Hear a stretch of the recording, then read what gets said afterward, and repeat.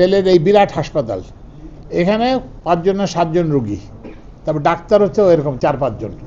অথচ আপনারা জানেন যে চিটাগং মেডিকেল কলেজে ফ্লোরেও লোক জায়গা পায় না।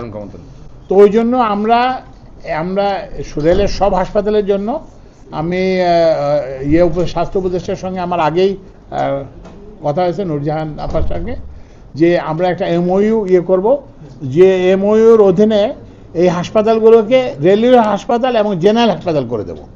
মানে এর ফলে হচ্ছে যে রেলের লোক ছাড়াও এখানে যে কোনো সাধারণ রোগী চিকিৎসা গ্রহণ করতে পারবেন। এবং এইটা করার এটা আমরা এমওইউ সহসা করব সমস্ত রেলওয়ে হাসপাতালের জন্য। এরপরে যেটা হবে যে তখন ওনারা ওখানে ডাক্তারকে করবেন, অ্যাটাচমেন্টে দেবেন, বিশেষজ্ঞ ডাক্তার আনবেন। কারণ রুগী তো আসবে না, আপনার যদি বিশেষজ্ঞ ডাক্তার না থাকে, ইকুইপমেন্ট যদি না থাকে, তাহলে তো আসবে না। তারপরে ওষুধ যদি না দেয়, তো ওষুধ ওনারা দেবেন, সরকারি হাসপাতালে যেসব ওষুধ দেওয়া হয় সেগুলো দেবেন। এবং ওই যেটা বললাম যে ওই যে খাবার ডায়েট যারা রোগী থাকে তাদেরকে করার জন্য। তো এইটা আমরা ইনশাল্লাহ ঢাকাতে, তো ওই জন্য এখন থেকে সব রেল হাসপাতাল রেলের জন্য অগ্রাধিকার থাকবে এবং রেলের কর্মকর্তা কর্মচারীরা এখন যে সুবিধা পান সেই সুবিধা অব্যাহত থাকবে, কিন্তু এটা সর্বসাধারণের জন্য আমরা উন্মুক্ত করে দেব রেলের জন্য।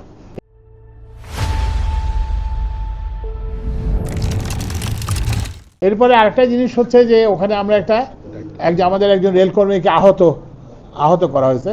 তো আমি ওনাকে দেখতে, উনি দায়িত্ব পালনরত অবস্থায়, তো আমরা ওনাকে আমরা দেখছি এবং ওনাকে আমরা বলছি ওনার চিকিৎসা যাবতীয় খরচ, ওনার মোবাইলটা নাকি নিয়ে গেছে, সেই মোবাইল আমরা দিয়ে দেব। তারপরে ওনার যা কিছু কম্পেনসেশন আমরা এটা দিয়ে দেব। আর এইটা করার জন্য কই স্টিকারগুলো কই? এই স্টিকার নাই? আচ্ছা, তো এখন আমরা এই জন্য করছি কি, হ্যাঁ, তো এই জন্য আমরা এখন ওই যে রেলের কারখানায়, রেলের বগিতে, রেলের স্টেশনে আমরা এটা লাগাই দেব। রেল আইনে রেল কর্মচারী যদি তার দায়িত্ব পালনে যদি কেউ বাধা দেয় কিংবা তাকে যদি আহত করে, এটা কিন্তু শাস্তিযোগ্য অপরাধ। এবং আমরা কিন্তু এটা এনশিওর করব।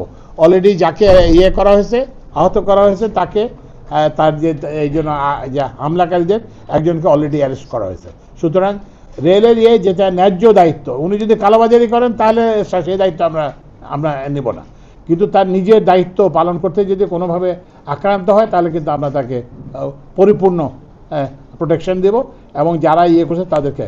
তো এই জন্য আমরা কতগুলো স্টিকার বানাইছি।